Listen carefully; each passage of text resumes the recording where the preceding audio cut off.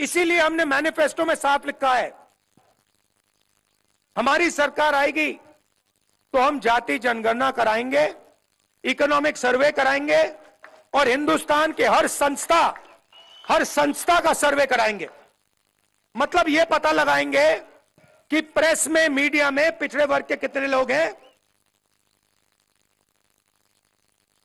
हिंदुस्तान की corporate India में पिछड़े वर्ग के दलित आदिवासी कितने हैं, प्राइवेट अस्पतालों में डॉक्टरों में कितने हैं, कॉलेज यूनिवर्सिटी में कितने हैं।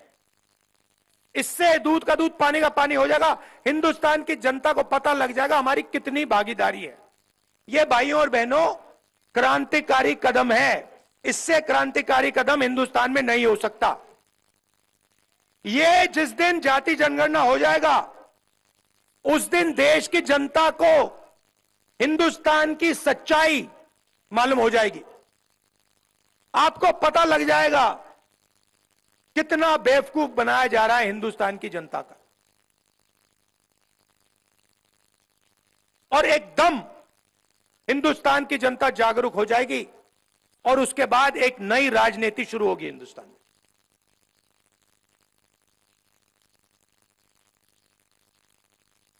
नरेंद्र मोदी, जिस दिन मैंने ये जाति जनगणना की बात की उससे पहले रोज नरेंद्र मोदी जी कहते मैं ओबीसी हूं, मैं ओबीसी हूं। अच्छा, जिस दिन मैंने जाति जनगणना की बात की कहते हिंदुस्तान में तो कोई जाति नहीं है, दो ही जात है, एक अमीर एक गरीब। अच्छा, पहले आप ओबीसी थे, हमने जाति जनगणना की बात की, ओबीसी को सचमुच में अधिकार देने की बात की, आप कहते हो भाई ओबीसी तो है ही नहीं। आप डिसाइड करो आप ओबीसी हो या नहीं हो। हिंदुस्तान में ओबीसी वर्ग है, हां या ना, देश को बता दो। मगर हमने डिसीजन ले लिया है, जाति जनगणना होगा, 50% का ये जो बैरियर बना रखा है इसको तोड़ फोड़ के हम परे कर देंगे।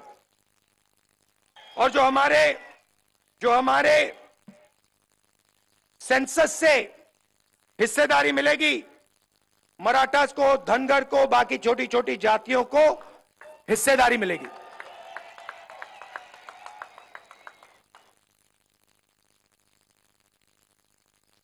अब सवाल उठता है, नरेंद्र मोदी जी ने पिछले 10 साल 22 लोगों को फायदा पहुंचाया है। जो भी था, जो भी देना था, 22 लोगों को उन्होंने दिया।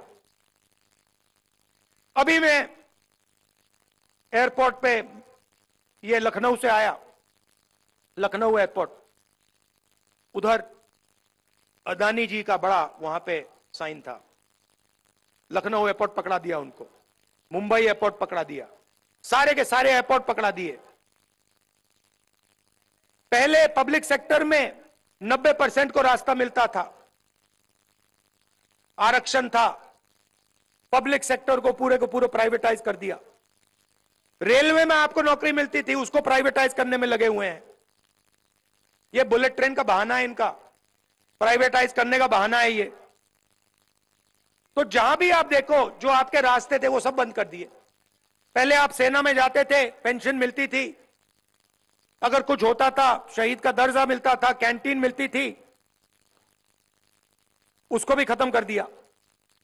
नरेंद्र मोदी नई योजना लाए, अग्निवीर योजना। 2 तरीके के शहीद बना दिए, एक नॉर्मल सोल्जर जिसको पेंशन मिलता है, दूसरा अग्निवीर।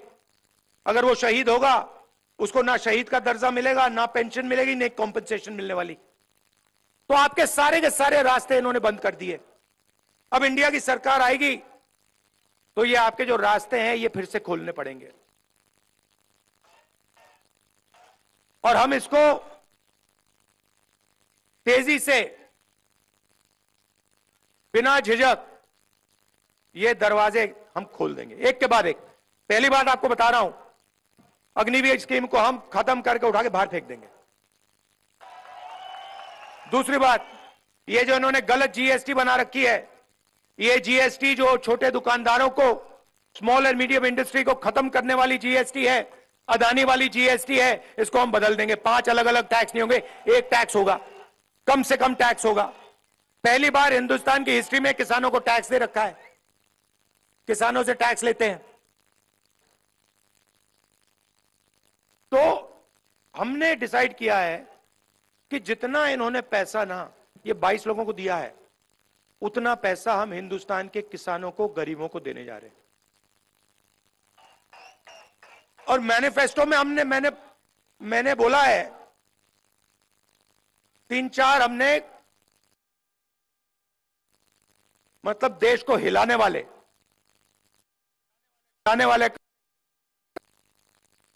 सबसे बड़ा काम दुनिया में किसी सरकार ने ऐसा सोचा ही भी नहीं, करना छोड़ो, सोचा ही नहीं है।